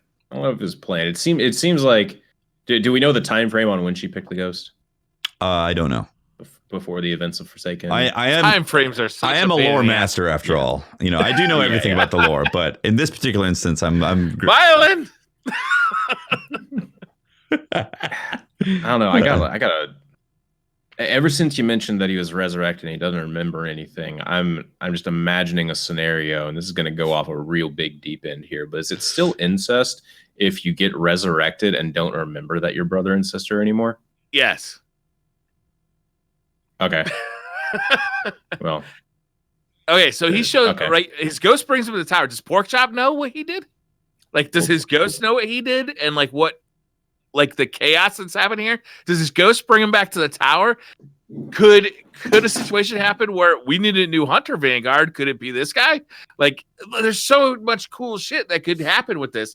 Like, how does our guardian, when we first see him walking around, do we just instantly put a bullet in his head, or like, do we recognize that he's a guardian now? And what does this mean for our guardian? Right? Like, I don't know. In my headcanon, I've always assumed that guardians were resurrected because they were somehow worthy of it. But I mean, that blows my headcanon away. Like that's I feel like that's the headcanon. There was if you look at what the speaker said, it's like sacrifice and all this other stuff. There is, I think, there's some sort of worthiness or thing there, but I don't. Does that mean like bad actors from out history could become guardians in the future? Bad actors, like bad people who did bad things. I mean, they committed bad acts. If they were driven people that tried to accomplish something, I don't fucking know. Maybe I don't know. It's a fascinating move for Destiny's story moving forward, right? It's like extremely fascinating. Yeah, there's so much cool shit that comes out of like a 15-second cutscene. Yeah, that's incredible. I also want to follow it up with Brandon O'Neill put out on Twitter. Brandon O'Neill is the voice actor. He was on the podcast. Amazing dude. He's the voice actor of Aldrin. He put out a video yesterday of him slow-mo saying, the Jack is back, throwing a Jack card at the camera. And what is coming? What is coming in spring? Joker's Wild. Joker's Wild. Very interesting. So we're 4 minutes short of the spoiler warning. Are we done talking about the spoiler itself? We could go on this incest timeline thing that I thought up, but it's not. But it is. So you guys aren't having this one this week. All right, fine, man. I try to put an interesting topic of discussion. Listen, it's a man, touchy subject. I'm very touch and go when it comes to the lore, and I'm just, I'm trying to verify if I said something completely incorrect, 100% incorrect about pulled pork or not. Pulled pork is definitely the name of the ghost, right? Yes. It is the name of the ghost, at least that its description in the lore, and then its picture. It's pretty spot on, so could be, It's extremely fascinating. Yes. I think it's really cool seeing his character come back. I mean, is he going to be our new Hunter Vanguard? I don't think so. Nah. I don't think so. He has no I feel like there's already somebody else who's been tapped for that. There's like 3 hunters that are, I think, prime, already there. But none of them actually killed the Hunter Vanguard. That's true. That's true. Imagine you had full playable control of your character, and you're walking around the tower, and all of a sudden you just happen to be walking over by the hangar bay, and you see Prince Aldrin fucking teleport in like Star Trek style. What do? First thing I do is I pull out my fucking last word. I fucking put 9 bullets in the dude's face. Really? I thought Last Word held 8 rounds. Whatever, man. Maybe Like, maybe in D2 they up it. All right. Unless you know something, Holtz. Huh? No, I just remember counting the counting 1, 2, 3, 4, 5, 6, 7, 8. I very much remember that from D1. Like seriously, if you were just walking around in the tower or anywhere and you see Aldrin, like your first reaction is to shoot him, right? Yeah. He's the bad guy. Didn't Cade's message say that whoever kills him gets to be Vanguard? Killed him. Yeah. Mhm. Yep. Yeah. So technically, he's the new Vanguard. Yeah. But he doesn't know anything. He can learn. He Right? doesn't remember anything. He's gonna have to like remember how to eat food or something. Whoa, I don't know, man. he's I not a find this to vegetable. be absolutely fascinating for the future of Destiny's story. Yeah. What if he sees Mara and then she's like, "Wow, she's really cute," and he doesn't know the history? It's Why are you coming It's back? basically to like this Luke and thing, Leia man? all over again. It's super creepy.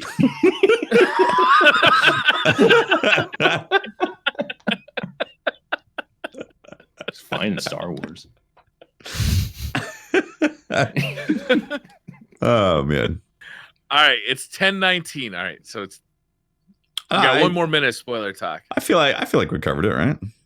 Yeah, I feel like we did. I just find it fascinating for like the future I of do. Destiny and to see him.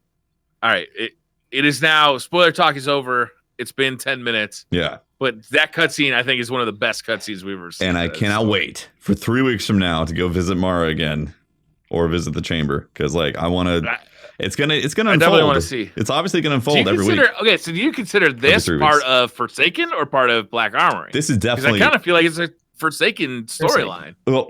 Yeah. The thing though is Black Armory is technically Forsaken. It's Forsaken Black Armory. Sure. And then it's Yeah, going to for be sure. Forsaken Joker's Wild, and then Forsaken Yeah. Penumbra. Yeah, for sure. So I consider like the whole arc is taking us through an entire year. 15-second cutscene, best thing out of Black Armory I've seen so far. Yeah. There's that Truth and Power lore book that's not going to be finished for like 30 something more weeks Oh, Jesus. right. because of the story. Because like it's Yeah. one every time you go every 3 weeks. Oh God. Yeah. Well, it is. It's very exciting to see it unfold. Briar, did you forget the raid, man? The raid was The what fun. now? The raid, the Scourge of the Past. Did I ever get it done? No, did you forget about it? Because that's part of Black Army, and that was a lot of fun. Yeah. Yeah, it was. It's a ton of fun. I love that raid. I think it's one of my favorite raids. Yeah, that's part of Black Army. Yeah, you're right. You're right. Yeah. And I think, honestly, that raid switches up gameplay for Destiny more than any other raid has done. Yeah. Like, it I mean, it's adds so many more variables, like with sparrows and with large areas. Like, it's incredible. You're absolutely right. I did forget about the raid. I was talking. okay. Just one. I just wanted to point it out. Also, threat level Midnight. It's pretty nice. Anarchy. It's pretty nice. Those are fun guns. Yeah. I am a little bummed that like half of the weapons from the raid are the ones I want. Like I like the shotgun, and then I want Anarchy. But then there's like this fusion rifle and this scout rifle that I'm just like, nope. I'm Yeah, where's not. the hand cannon? Yeah. Yeah. Every raid needs a hand It cannon. really does. Bungie hates hand cannons. I don't know what it is. Yeah. Is that what's up right now? Is it the raid weapons are split between the forges and the raid? Yeah. And the armor as well? No. Is It's too that what I'm separate. seeing? The No, raid has armor's a two raid. separate? No, the raid has an armor set, and then Mhm. Black Armory has an armor set. Yeah. But they both share a full set of weapons? Yes. I mean, Yeah. they are themed. You are getting You are getting weapons from the Black Armory from the raid when you go in there. And That's like bullshit. There should be two separate sets. Okay, and the final loot room is like a Black Armory, and you're just taking weapons from the crates that were stolen. Yada yada. Yeah, there we should should have totally a full set, honestly. That's what's fun about chasing the loot. It's getting the whole set. It doesn't help the argument on like kind of Bungie side. It's like, oh, this is a full raid, but the loot pool is that of a raid lair. Agreed. That is the one thing. I do think if this had a larger loot pool, people would probably be like, yeah, no, this is a raid. Yeah, I mean, yeah, it's not the longest raid that we've ever seen, but it could scrape through. It's fun.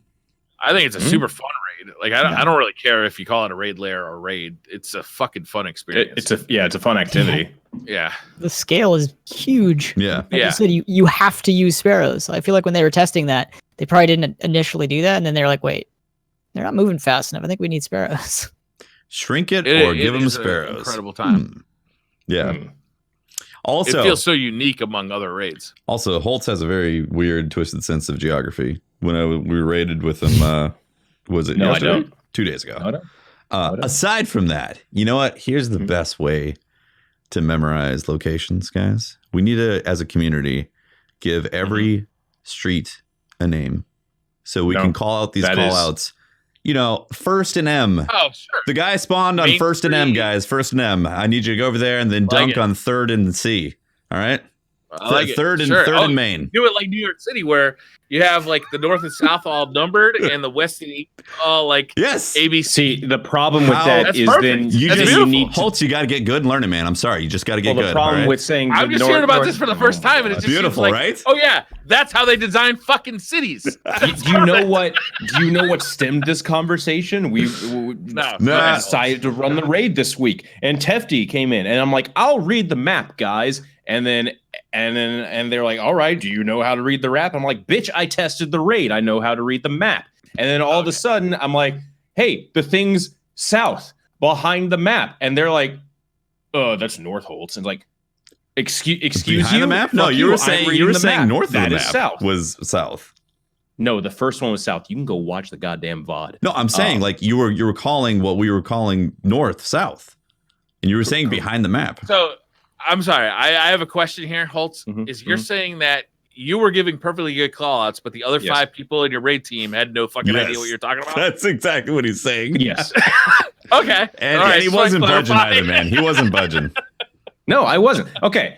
And then the topic of conversation finally came up. Well, how are you basing your north and south and east and west in this? Well, there's a giant fucking tower that has the Schnell logo on that. And it's really easy to just say, that is north, because that is like that is the point. That is the North Star. That is the guiding thing, you know? Yeah, but wait.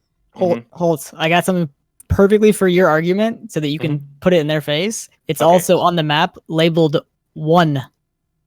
It's the number 1 place, and it goes in a perfect clock, like 1, 2, 3, 4, nice. 5. Yeah. Yeah. So now if someone had actually explained that to me in the raid, I would have been like, "Oh, that makes sense." But you know, this other explanation. Here's one of Holtz's justifications for Schnell. He said because there's an N in Schnell, it should be north. And you guys said it's south because there's an S. Okay, I'm just throwing your argument right back at you. No. We brought that up afterwards. After that was your justification for it being north. I was like, there's also an E for east and an S for south. Yeah, good because God. you guys were like, oh, there's an S in Schnell. It starts with an S. That means it should be south. I'm like, well, there's also a fucking N. This literally came up after you said there's an N there for north. And I was like, bruh. I mean, just one more thing. I mean, I wasn't there. I didn't witness it. But again, going back to the one person is talking and the other 5 people don't know what he's talking about. Maybe that isn't a failure on the 5 people understanding. No, that is. Maybe that means they were trained on the wrong. One person trying to communicate. No, that if you had brought means up, they were trained wrong. If you had brought up the 1 is north and then it goes in a clockwise argument, that I would have been like, you know what, that makes perfect sense. Well, Briar, the thing is, it didn't end there with that first encounter. Like I was able to adapt to their call outs. I was able to adapt to this next one though. I mean, come on. Come on, bruh. Okay. Okay. For the boss, you wanted to make spawn north. No, you do not twist my words. The far side of the arena is north. Spawn is south. Oh, so the initial purple guy spawn is north. Holtz, you were saying the opposite, man. I swear to God. I was no.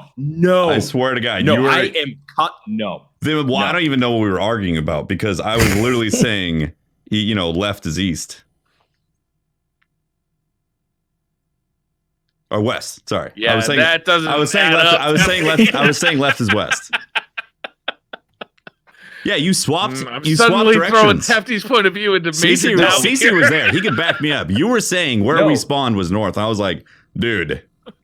No, I wasn't. You guys tried to then say, oh, well, you spawn behind the map this time, which means that is actually south. So it's correct. And you actually flip your callouts from the first one when actually you spawn in front of the map. So that should be south. And there's a whole bunch of justifications of like us flipping the callouts when it's just really easy to think of. You're looking down at the map. Okay, far side of the arena, that's going to be north. Great. And then look, it got to the point that then I thought I didn't know what else could happen. Well, it turns out that during the boss fight, you get 3 different buffs: A, C, and P.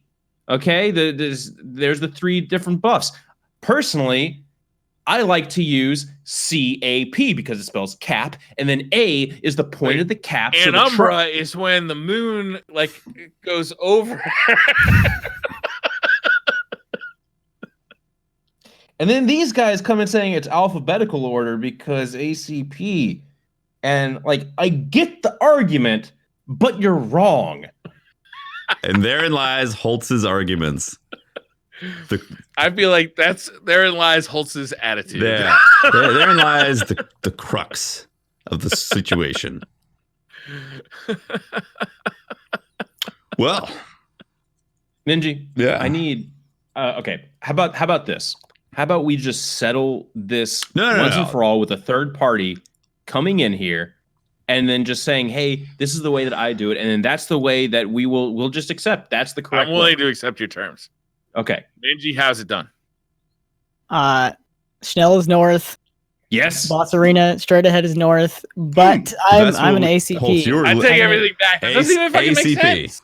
I'm an ACP. ACP it makes so much sense. It's literally alphabetical, so you just follow which side of the alphabet, and also C is for center. For God's sakes, that's super easy. A is center. It has the point on it, and the A forms a triangle this like this. Hieroglyphs, dude. A right here, and then C. It's just. I gave my terms. I accept ACP is fine. I accept it. I will be a man about this. I will not. You can't take it any further. Yeah. Saying you're down with ACP. It reminds me of home. There was a dish at one of the shitty Mexican restaurants called arroz con pollo, and it was called the ACP. You go in there and be like, hey, I want the ACP. Tafty, are you down with ACP? Yeah, you know me. Cool. Okay. You guys want to do some Twitter questions? Let's do it. Hold on. Tefty, does that mean you're also fine with Schnell being north? Yeah, actually, I'm okay with making that adjustment because what Ninji said makes perfect, clear, concise sense, as opposed to some blabber about, there's an N in the name, it makes it north or some crap like that. I gave so many more justifications before I brought up the N thing, but all right. But Holtz, it starts. I won the art. Okay, I won the part that I truly cared about. I don't even care about it. It comes down to the tone, Yeah. The way it's presented makes a big difference. How to communicate. Yeah. I mean, you'll get it eventually. It's communication skills, really. TMCPK asks, Ninji and his team were hours ahead of Redeem and Math class during the world's first of Last Wish. Give us some insight to what happened during Vault and what held you back during the final encounters. So we talked about the Vault. You guys cleared it super quick. What was the holdup during the Riven fight? Said 2 things. I think we taught the entire community what not to do at Riven. We figured out all the things that were definitely not the correct way of like the mechanics and stuff like that. So we were there for so long, we figured out pretty much everything not to do. But being under light was huge. Like we were, like I ended up playing with a bunch of people from Redeem the next day, and I was like, what light were you guys out of curiosity? And they were like 10 plus, all of them above us. Like we were really under light. So that definitely hurt us. Riven also was no joke to figure out. Oh no, definitely. Yeah, no. Like it was. I mean, you go back and look at it. It's like, how did people figure this out? Like it's craziness, and like there's so many stages to it. Mm-hmm. Like 2 teams beat it in 24 hours. or well, one team beat it in 24 hours. Like no, two teams. Two teams. Yeah, two. Yeah. Redeeming. That wasn't even it. Everyone thought that was it. That wasn't even it. Right. Riven wasn't the last thing. Yeah. Yeah, that fight is rough to do, like legit. And there's so many points where you can just accidentally wipe. Shoot the wrong eye, boop, wipe. That's basically the leading cause of wipes for the most part, I think. It's why I value going into a raid day one, though, is blind, is because you get to figure that stuff out for your first time, not having somebody kind of instruct you. Like, to me, having somebody instruct me how to do encounter is never the same as like when you figure it out for the first time. It's so much more fun that first time. Mm-hmm. But it also it's frustrating in a way because it takes you a long time to figure out. And sometimes it could take you. I mean, when we did the Taken King, when we did, we had to take a break. But like, it took us a long time to figure out that fight. Like, it took us. If I remember right, it took us, I think, 12 hours to get through King's Fall. Yeah, it was like a little bit over 12 hours. But I mean, 8 of those hours were on the final boss fight. We had reached the final boss fight in 4 hours. It's usually, it comes down to, again, light level for us, because like that was also we had problems DPSing the chest, getting enough damage in there, and so like I mean we had to swap all the like Celestial Nighthawk golden guns. Yeah, well, we actually ran through the raid again on our second characters. Did we? Yeah. Wow. Yeah. We ran through the raid again to get like higher level weapons, hopefully. Yeah. I vaguely remember that. Interesting. Honestly, a break is huge. I think if we would have taken a break at one point, would have helped, because we had to call it because we were so tired. I keep remembering every time you were like starting the fight, you would just do the sad pushing the emote. Yeah. Every time before you dropped. Yep. I want to say real quick also on the Riven fight. I've been having conversations about it with Chad about how like it's interesting. Riven is a fantastic fight and really fun to tackle and approach for the first time. But the reason why so many people want to cheese it is because it's a tedious fight to grind. Mm-hmm. Like there's so many kill mechanics. You shoot the wrong eye, instant kill. Like when those stack up and the amount of wipes and the amount of times that like people have to be 100% on their game in order to do those mechanics properly, it like weighs heavy on people's desire to do the encounter correctly every single time. And I think that's why like Scourge of the Past is really fun, that there isn't a whole lot of like, this person just screwed up a part, now it's done and you wipe. Like, is there anything right now like that?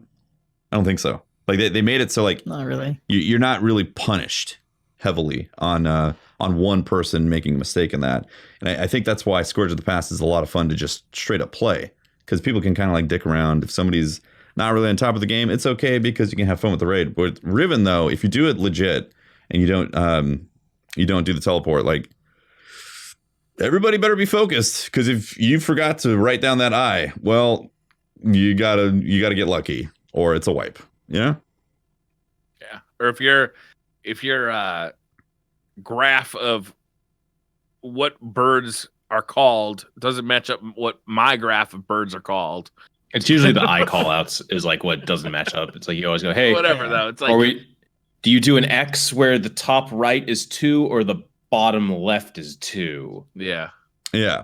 Like it's a phenomenal raid and the level of technical requirements is impressive. But in terms of grinding something, it's definitely not my favorite. Like the first 3. It's an amazing day 1 experience, but like week 7, not so awesome anymore. Yeah. And I completely understand why people are just shoving rockets down her mouth instead of doing it properly. I'm in. When it came time to grind light for like the first week, like the first 2 weeks of Black Armory, I was like, I just don't want to go through this long fight. Let's just. I actually don't mind any other fight in that raid. I think that what's her name, where you basically chase her around like in a spiral up. I think that's one of the most amazing encounters in Destiny. Mm-hmm. Like I love absolutely. it. It's fast, it's high action, it's paced well. I think it's fun as hell. Like even now, like going in there, I'm like, all right, it's this one. I like this one. Mm-hmm. Doughboy says, "Who thinks Prince Uldren gets shot immediately when he flies into the tower?" time. Oh, it's happening. I mean, he's got a ghost, so Yeah. like it's almost like you could just prank it, like every time I see Prince Ultra, I was like, ah! Pulled pork hitting the res. Yeah, everybody's doing that. Yeah. Rock Leo says, all my friends left Black Armory due to the lack of story missions and the grind. I believe Destiny is in the best place it's ever been in 4.5 years. Any words to those who love Forsaken but hate Black Armory? I wouldn't look at it as looking at it as like its own separate thing. I think is the wrong way to go about it. Treating it like, hey, this is the season of Black Armory where there's going to be new stuff coming out. Don't look at it as, hey, here's this big new experience that we're going to give you. That's like that's like a DLC. That's like an expansion. Just, I think that's setting yourself up to be really disappointed. And that's what Bungie might have wanted to be saying before Black Armory came out. I feel like they did that pretty well. I feel like they said it. Because they didn't hype it up either. It did, like Black Armory. People kept saying like, "Where's the trailer? Where's the trailer?" And there was none. Yeah, Like, there was a trailer. Yeah, but it was like there was only the day. There was only the dev thing, right? Or like I think the day before they dropped like a Black Armory trailer. They dropped the VOD. They're like They're like, hey, the Forge is about to open up. Go get it. Because that was for the whole year too. That wasn't just for Black Armory. That was the whole annual pass. So the question is, any words to those who love Forsaken but hate Black Armory? That's okay. In my opinion, that's okay. If Black Armory is not for you, like, that's cool, man. Like, I would kind of like let the devs know that, right? Like, if you love Forsaken but not so hype on Black Armory, like, let them know that. Like, and let them see that feedback and improve the next time around. Yeah, I've been saying it too. Like, hey, if you're not feeling it, it's okay. There's a lot of games to play out there. Yeah. We said that for years during just various times in Destiny. It's like, it's okay to not play. Just go do something else. 2018 was an outstanding year for games. And 2019, I think, is going to be just as good, if not better. Yes. Like, it's okay to take a break from Destiny. Like, it really is. Like, and to be honest with you, it took me a long time to figure that out for myself. Raul Moreno says, have any of you gone back and played Destiny 1 just for fun? Last time I played Destiny 1 was when we did the charity stream where Holtz was supposed to get a tattoo on his ass. That's the last time I did it too, is when Holtz was supposed to get a tattoo on his ass. Yeah. Like conveniently leaving out Pope and part of that one. Just put all of it on me. Pope's not here. So. Yeah, he's not here. It'd be disgraceful to do that. It would be uncouth. I haven't played since then, though. I don't really have much desire to go back. I've gone back to Raid like two times since then. Just yeah. I've wanted to, but the idea of using a controller and 30 FPS is really not PC, Ninja. I've been on PC since like the year 3, so of D1. So yeah, it's been even longer. Wait, how'd you do that? No, like I mean, I stopped playing Destiny. Stopped playing Destiny 1 and 3. Started playing PC games. Started playing PC games, and then I went back for the launch for the 2 months that we had to play console. Was that your first PC experience, or had you been a PC player for years and just played Destiny on console because that was the only place it was available? Yeah. Well, I stopped playing like PC games during like 360 era because that was amazing for console. Mm-hmm. It was. Yeah, it's kind of how I am too. Like I was PC for a while, then like the 360 and PS3. There was some good games, and then Destiny happened and was like, oh man, I wish this was on PC, but oh well. Yeah, and now I'm spending $1,200 a pop on graphics cards. It's been great. Thanks. Taco says, "Why is the Thunderlord the best scout rifle in the game?" It just works. I mean, it's nice because it actually kills things, but it's bad because it takes purple ammo. Yeah, but you get a ton of it per brick, man. You do get a ton of it. You get this thing called Machine Gun Scavenger. Yes. It's real good.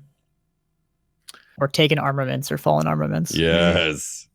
I mean, I'm not sure what this question is trying to get at. Like, is he mad that Thunderlord is as good as it is? Does he want to nerf? Because I don't agree. I think it's an amazing weapon. It feels exotic. It's awesome. I think leave Thunderlord alone, Taco.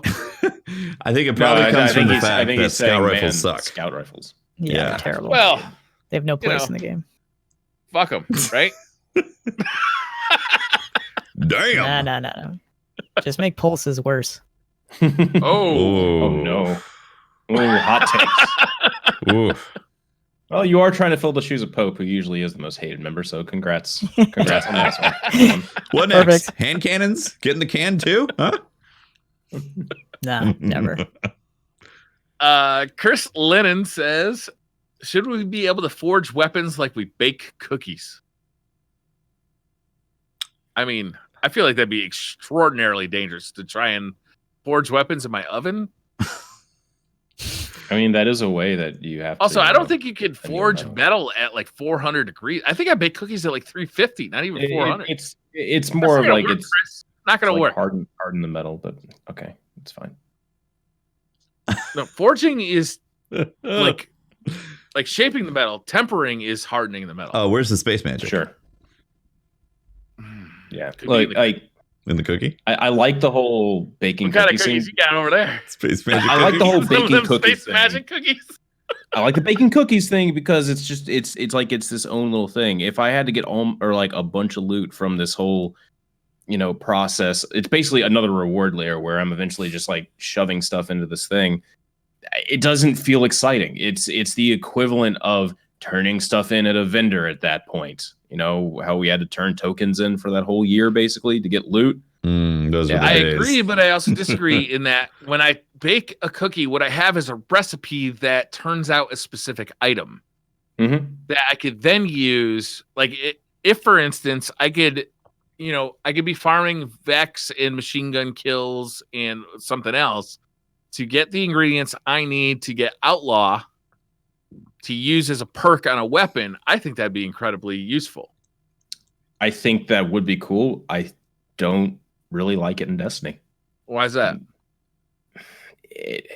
It's too much of, I don't know, if there was like trading in a marketplace where like you could do that, where it's like, hey, I'm gonna make this weapon and then like sell it, I feel like that would be better. But the fact that it's like a multiplayer game where, hey, look at this roll that I got, and like you can be jealous of it, but then if it's like, hey, look at this roll I got, it's like, yeah, I can go make that. Yeah. It doesn't inspire the same excitement. Yeah, if it was very specific to make things, then I don't think I would like that. But like okay, right now being able to carry around a backpack oven to make any weapon, like I don't think I would like that either. But the whole forge concept I think is really cool. So if they took what we have with the forges right now, or God forbid resurrect Brother Vance's role in forging and have to, or use the gunsmith maybe. True. Yeah, gunsmith would be nice as well. So let's actually have a few collection spots. Okay. The weapons. Yeah. So like, yeah, I mean, if they made it so they could rotate the type of weapons that you could get, but I don't think there should ever be a way to for sure put in a recipe that's going to give you Outlaw Rampage or whatever the meta is, because what if you that reduces the chase. Put in Outlaw, but the rest of the role is random. Nah, the hunt for RNG is what's exciting. It's also frustrating. Of course, but that's RNG. There's literally no way to get the same result of, oh my God, I got the Gallahorn without having the, oh my God, I'm never going to get the Gallahorn in there. Like, you don't need every gun in the game to be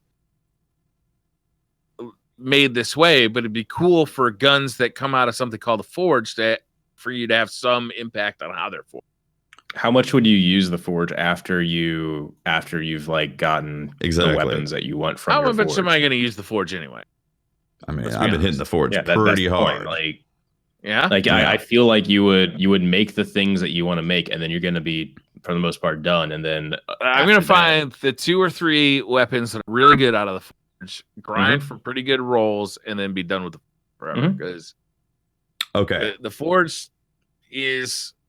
If there was more variety of interesting things to chase after, then the question, it would be different. It would be in a different light, because it would be like, well, you need lots of different variety of different stuff for different occasions because you want to do these complex builds. But right now, it's just all damage. There's 6 weapons in the forge, 3 of which I want, plus 1 exotic, I guess. 2 of those, really, I'm looking for an awesome roll. But I'm not like they're not so different than anything else I got that I'm like committed to getting it either. Right. Yeah. Honestly, the best weapon, the one I really want, comes out of the raid. Threat level? Yeah. Yeah. Like the hand cannon is nice, but like Man, not like super. Can you hear that disappointment in Briar? Just like I hear it every resonating. Not having threat level. I'm sorry, Briar. It's true. I don't have threat level. You can always inspect me to look at mine. But what I'm really like getting at is that the forge. Like, what am I looking to get out of this forge? I mean, I have an almost perfect roll on the heavy machine gun. Like, I can't imagine getting a better roll on that. I didn't get a perfect roll. I would like to grind Hammerhead. Yeah, I got a pretty fucking great roll on that. Nice. Yeah. I hear you, Briar. That's my same question to you, Briar. Like, what are you wanting out of like the content? What exactly is I suppose that gets back at the question I had earlier. Yeah. I'm not positive what the answer to that question is. Yeah. Zenhui Z says, any armor from year 1 you still equip based on cosmetics. So do you equip any armor from year 1 still? No. No?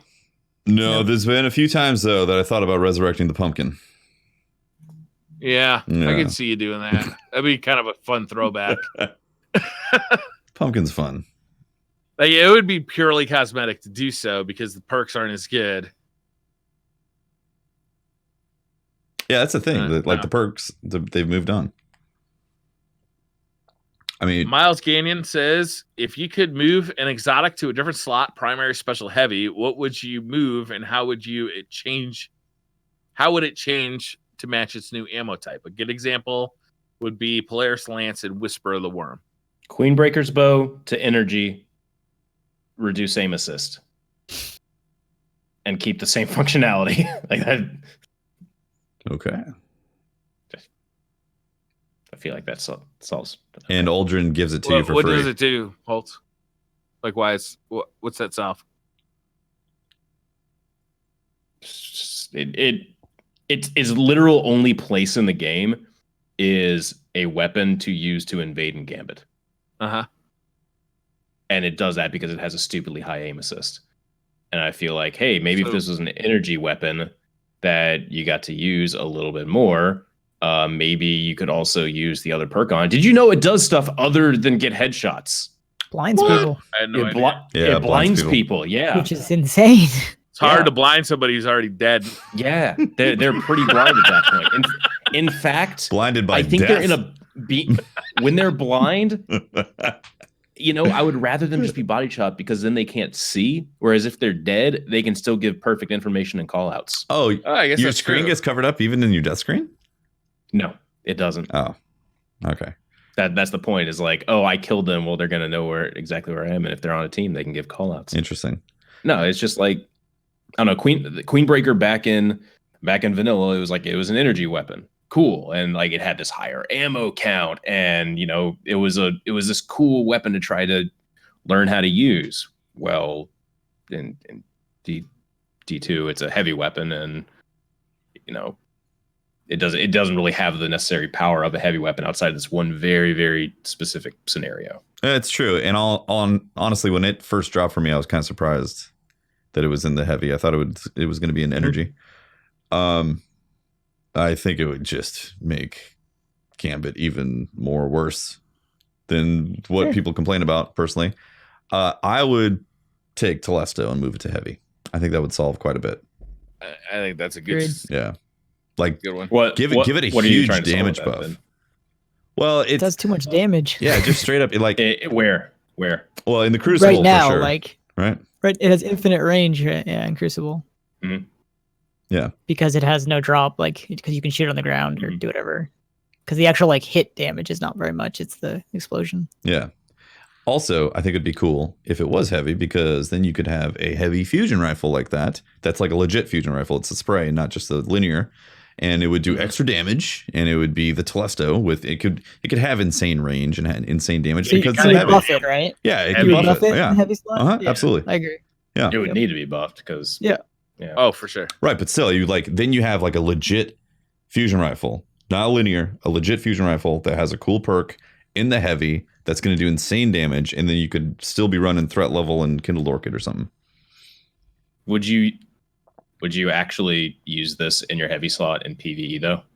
On Void Week, hell yeah. Okay. If it was strong enough, yeah. Yeah. Okay.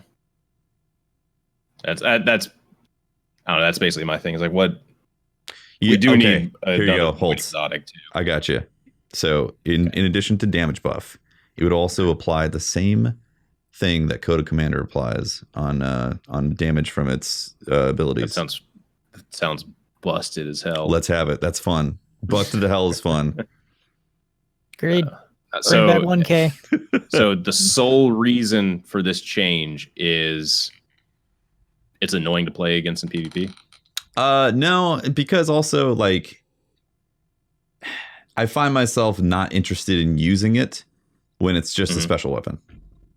Like if it did more damage as a heavy, I think I would actually consider it more often. It does pretty good damage as a special, but yeah, but again, I'm gonna use a primary and a shotgun or a sniper. Yeah. Well, see, I think it's not that it doesn't do enough as a special.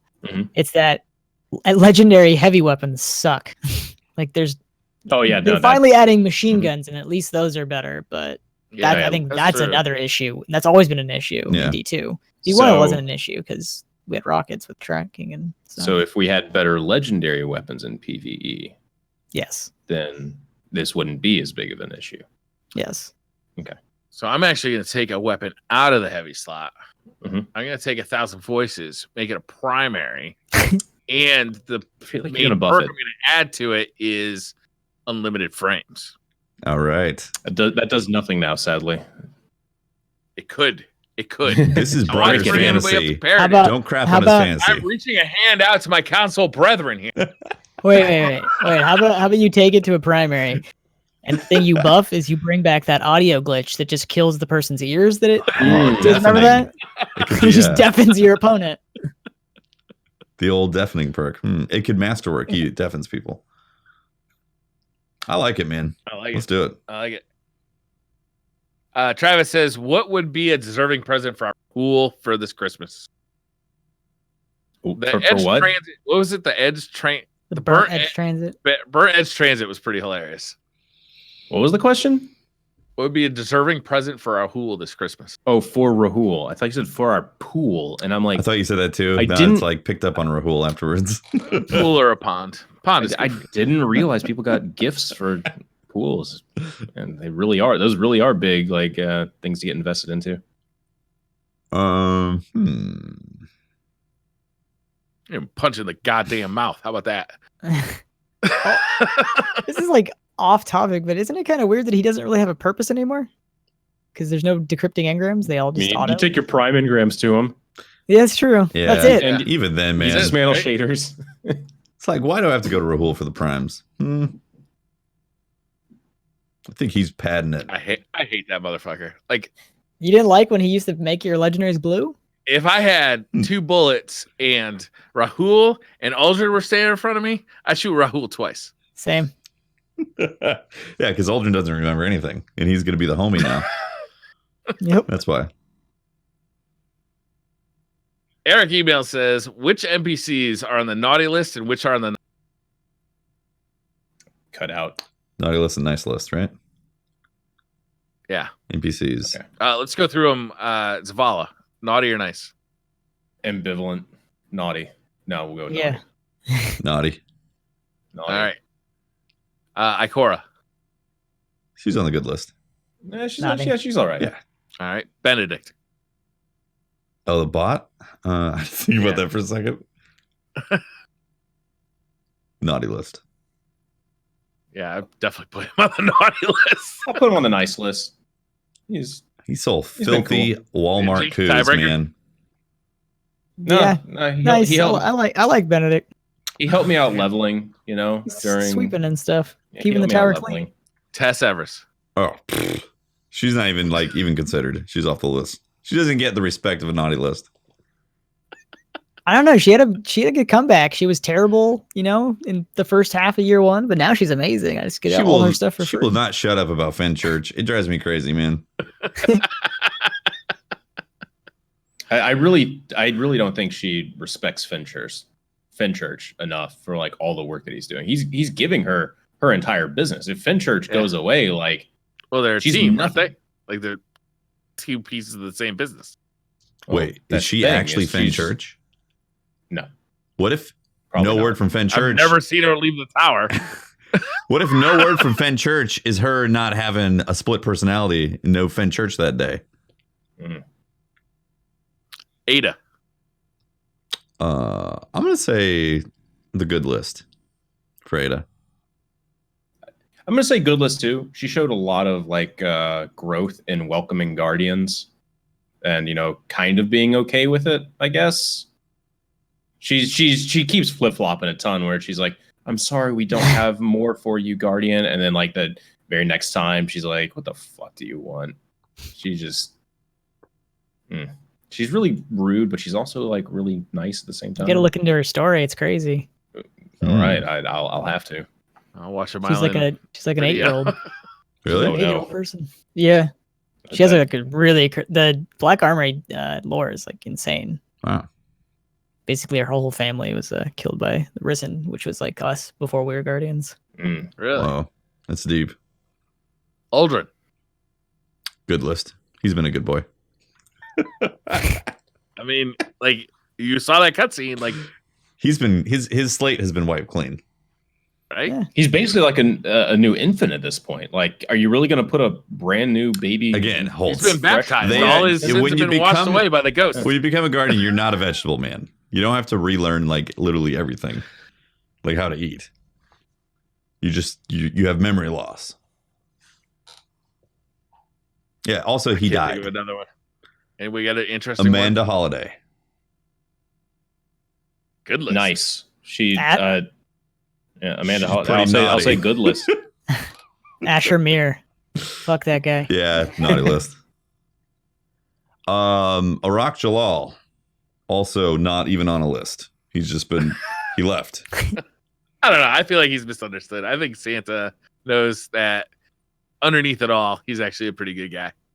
He didn't want to make faction rallies this 1 week event, but they ended up happening that way. He really would have rathered the events or the faction rallies. No, we're not having rallies. We need support for more than just a week here for our cause.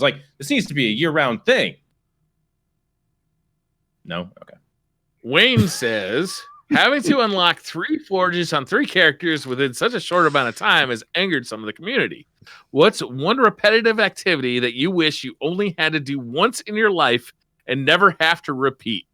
So this is outside of Destiny. Taxes. What's one thing? Ooh, Mm. that's a good one. Mm. I was going to go with sleep, but I might actually change my answer to taxes. Sleep is delicious. Taxes suck. Sleep is nice, but imagine if you had 8 hours of every day extra. Yeah, that's interesting. I could find a use for that. Paying taxes. Yeah, you could do your taxes in that You only time. got to pay taxes once a year, and that takes 8 to 16 hours. Yeah, I value my dream time, man. I value the off button. I turn it off, wake up, I'm like, oh, there's the solution to the problem that I was having. Easy. You value it, but you need it. If you didn't need it, would you value it as much? I think I'd go crazy. Let's assume that you don't need it, right? Your Okay. psychological, and your mental and physical health are going to be affected by the fact that you're not sleeping. 100% more time would be awesome. That would be amazing. Yeah. Filling my car tank or my Watch car so with much gas. Netflix and stuff. Holtz, Yeah, I'm going to go with Your filling my gas car tank? with gas. Holtz, I I think you hear need you. to reconsider that one, man. It's Yeah. 2019. It's around the corner. Electric cars aren't around. I'm around just the corner. saying, you might want to Still swap gonna that. have to We might want to swap that still with gonna have electrical to bill. put electrons in the car or whatever, man. Yeah, you just plug it in when you get home, though. It's not that big a deal. That's It's still like plugging in your cell phone, except it's your car. Mm. Ninja, what's the right DMV. answer here? Never want to do that again. DMV does suck. That does suck. Every time. Yeah. I guess I'm gonna. This is a pre-podcast discussion coming into the podcast. I guess I just consider myself privileged. I've never had to wait at the DMV. Do you have a car? Yes. Do you have a license? How have you avoided waiting at the DMV? I have walked in and there was maybe one person in front of me, and I got shit taken care of like immediately. This is both in Seattle and in Yes. In Seattle too? Yes. Holy shit! I think you live a charmed life. You have amazing DMV RNG. Anyway, Ringo the Dingo says it's the season of the balls. Why are the Gambit moats still triangles? Because they would roll around too much and they'd probably fall off the map. Nailed it. That would be very fucking. You know how annoying it is to chase around that little that last orb of light that you need to get your super, and it's just rolling down a hill. Oh yeah. Now imagine that with Gambit things. In Destiny 1, didn't engrams used to roll off a hill? They still do. Yeah, they still do. I've had it happen. I just don't see it too often. All right. Zachary Richardson said, "Would you rather live in a cyberpunk universe or a steampunk universe?" Cyberpunk. I'm gonna go with steampunk, just because cyberpunk. I'd fuck something up, and like in the act of buying McDonald's, I'd give over my entire like identification, and like someone would hack into my brain. Brain hacks. Like I'd just be done. That is concerning. With steampunk, I mean, goggles, man. Yeah. Yeah, goggles. I feel like I'd be okay in a steampunk universe, but in a cyberpunk universe, I'd be like way behind. Yeah. Like if I just got transferred there right now, I'd be like, I can figure out this gears and steam shit. Oh, but the cyberpunk shit, I'm like, whew, you just get dropped into the universe? Yeah. Is that what? Yeah. Yeah. Sure. I mean, if that's the case, then I think I'd have to go steampunk also. But like, if I'm living in that particular universe, I'd prefer cyberpunk. I did actually get a document. Maybe I'll share this offline with you. I'll share this off. Okay. Okay. It's from Hugo Rune 79, and it's the title of it is DCP Twitter question loophole avoidance document. And it's about 7 paragraphs. Wow. Filled with so maybe I'll just share this with you. Yeah, we'll do that. You have to forward that one to me. Hugo's a fucking funny guy. It's just really long. I don't know. I can read it online. Speaking of Hugo, his next question: you're writing your Tinder profiles, okay? Your personal Tinder profile. Okay. Mm-hmm. Using Destiny 2 weapon names or perks, describe yourself and your ideal partner for the purposes of this question. You are all now single, and your real life spouses cannot get mad at your answer. Hmm. I feel like a lot of these can go back to last week's fart joke answers. Yeah. Like explosive payload. Full choke. Full joke.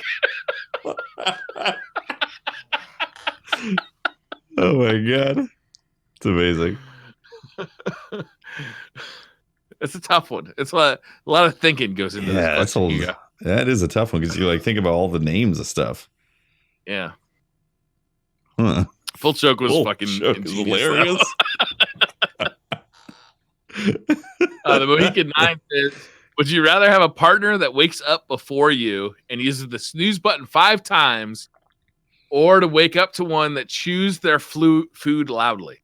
So you got two choices here. You have to have a partner who either hits the snooze button 5 times every morning before you wake up, or B, chews their food very loudly. Well, it's before I wake up, so I haven't woken up, so I haven't heard it, so I don't care. Loophole. Got it. This is actually my life. My wife wakes up at like 5 a.m. and hits the snooze button like 5 or 6 times. And I think I wake up because of it like once a month. Huh. So it's actually not that big a deal. Yeah. You're a heavy sleeper. Ninja? You'll eventually learn that like that sound of their alarm isn't one that you need to concern yourself with. Right. So it's you not, never it's not a wake up alert. Yeah. All right. Yeah, I'm gonna go with the alarm. Yeah. Ninja? Yeah, same. Alarm? Easy. People really don't like loud chewers. I don't even mind a loud chewer, but like the alarm. I don't know if I want to eat with her every day though. I guess, Or like even if it's like if I dated somebody or if I married someone who ate one food like Doritos super loud. huh? Like, all right, so Doritos are gonna be loud. But like if it was like every fucking meal, she's like, Dude, that would suck. she would start a YouTube channel and become really popular with ASMR. Yeah, ASMR. I like how ASMR went from like kind of this relaxing kind of, you know, tingly feeling that you get to just like it just went full on, you know, fetish. Yeah. Yes. Yeah, there's some weird ASMR out there. Okay, I started eating Like a what? sandwich I started eating a sandwich on stream yesterday and putting like chips in the sandwich so there'd be a big crunch. Yeah. I have never seen so many lewd emotes in my chat before. Really? Yeah. I don't know if that says something about your chat or about you. Full choke. I wasn't That's the all one we making need to the know. lewd emote. That's all we needed. All right. Last week we had a question about would you rather eat 15 pounds of crawfish with Patrick or 15 pounds of what was it? Candy corn with Tefty. Right. So we got a different question, but along similar lines from It's X. Would you rather eat 15 pounds of crawfish with Patrick or drink 15 pounds of shower beers with Briar? Shower beer. But you have to put swim trunks on. Done.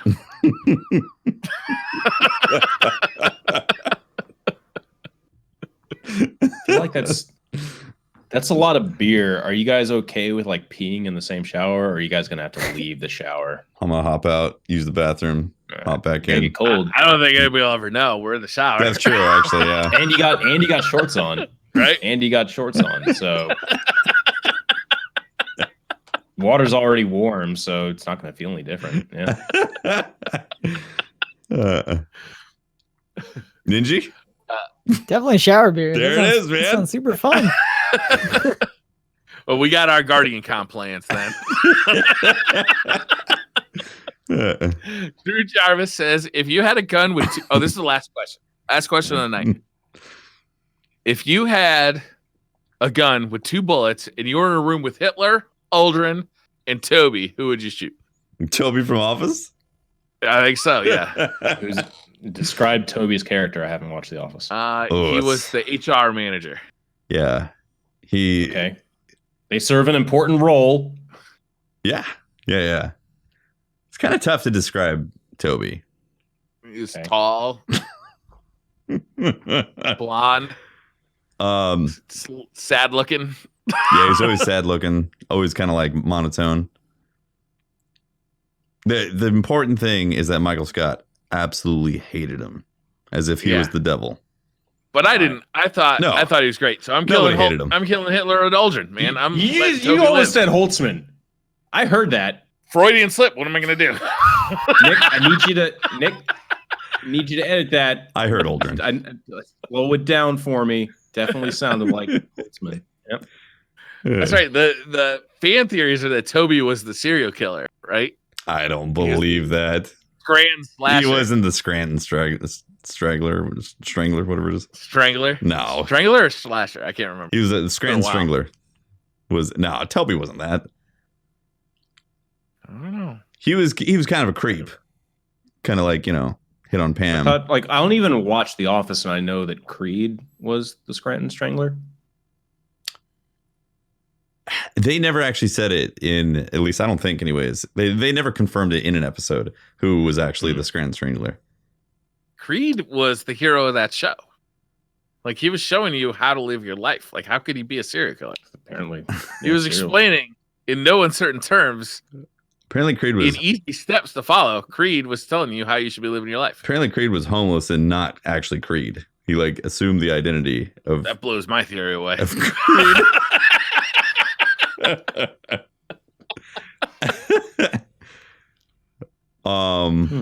Yeah, I'd kill Hitler, obviously, because Aldrin's going to be the homie. Well, you got 2 bullets. Are you gonna one to the chest, one to the head?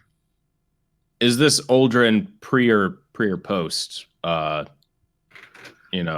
Resurrection. Resurrection. Yeah. Spoilers, by the way. Oops. I'm shooting Hitler, and I don't know who Toby is, but I'm taking him down. Damn. Toby's getting it. I like Aldrin. I think he's always been misunderstood. Yeah, man. Cold-blooded. You don't even know Toby though. You're just like, fuck that guy. That's kind of how it's kind of how they present it in the show too, or Michael Scott's opinion about him. Shooting Hitler. I feel like that's the only real choice because I haven't been given enough information on who Toby is, and I'm willing to let Aldrin, give it a second chance. I can't believe there's two people that never watched The Office. Never mind in this podcast, but just two people. Every time I've tried, it's just this cringy humor that I gotta get past the first season. Enjoy. That's all. First season, 6 episodes. I don't even do that with anime. If I'm not interested in the first episode, watch the first season. I think you just start with season 2. Yeah, you can do that too. But if you don't even do that with anime, then you don't watch TV. So maybe you shouldn't watch The Office. TV. Okay, I mean you can put it on a laptop. You don't own a TV? No. You own a computer screen that can pull up Hulu or Netflix. Yes. Yeah, that is essentially TV nowadays. Mm-hmm. I've never watched it because I don't like Steve Carell. Oh. That makes me sad inside. And on that note, thank you all for watching the 115th episode. We're gonna end this one before any more bombshells get dropped. Thank you all for tuning in. Do you want to find more of me? I am at Holtzman _ YT on Twitter. Is that a Top Gear joke? I feel like that was a Top Gear. What? I guess not.